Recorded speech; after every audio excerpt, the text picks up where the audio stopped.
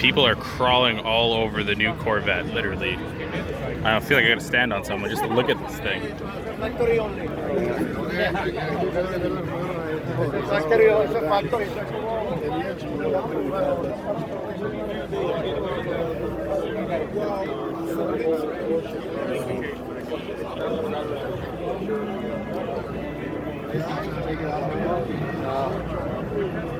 Doesn't have a tire.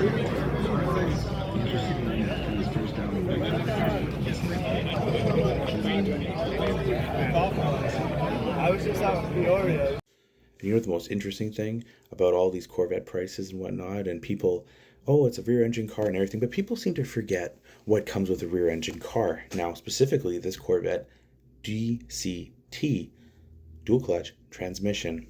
And if you look right about there, people are talking about the cost of fixing these and how many of these cars, 2020s, people are asking basically 2024 MSRP for them. And the market is flooded. They made 53,000 of these cars last year, and people are getting out of them because the warranty is starting to run out. And guess what?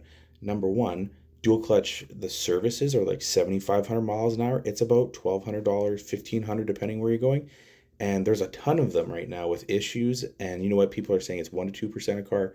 But if you get stuck with that 1% or 2% car and you get a $20,000 bill to replace your dual clutch transmission, not going to be good for you. Now, I'm definitely pretty happy with what Bring a Trailer gives us here. They can show us these graphs where it goes up and back down. Now, clearly, you know, during COVID, they weren't making very many cars, but production picked up. So we had 53,000 units last year for 2023. And now we're sitting here looking like it might break records again for 2024. But clearly, as you can tell, it went up a bunch and then it's going down. Now, clearly the higher prices are obviously your Z06s and whatnot. There was a C8R special edition as well in 2022. However, do you really want to buy a car? And a lot of places are charging MSRP. Like I've seen some people trying to get like 20 grand over MSRP for a plain Jane Stingray, like zero options, no exhaust, no nothing. And don't be that guy that, or person, don't be the person that gets stuck buying a car like that.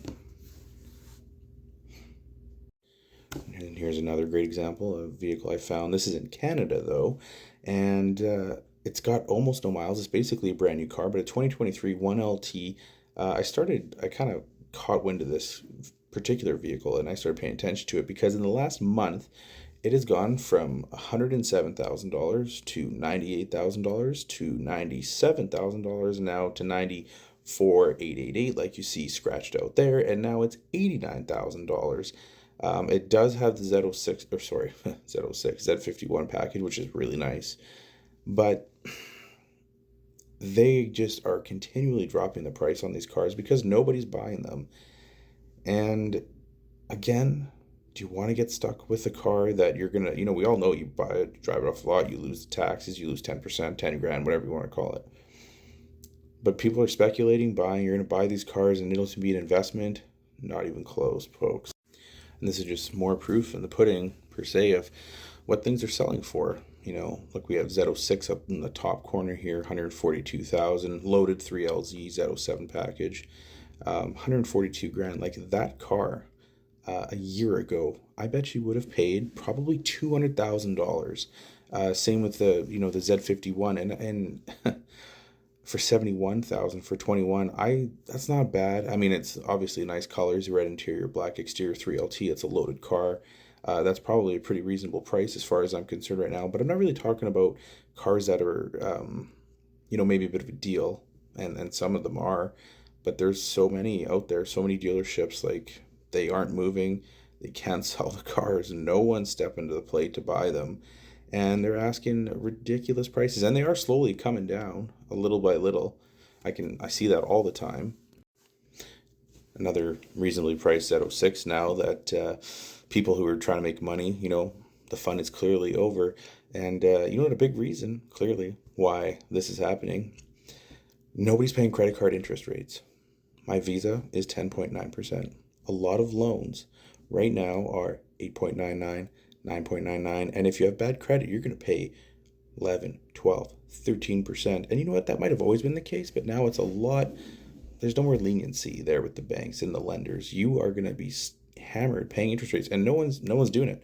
The cost of borrowing on a loan like this right now, $136,000, you'd probably be $60,000 in borrowing costs over a handful of years. And a lot of people will say, oh, well, they're paying cash and whatnot.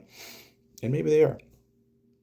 But a lot of people aren't, and that's just a fact of life. People cannot afford these massive payments, and there's no more money to be made flipping these cars and trying to make a quick buck. Now, don't kid yourself for a second. The C8 Corvette is a gorgeous, gorgeous car.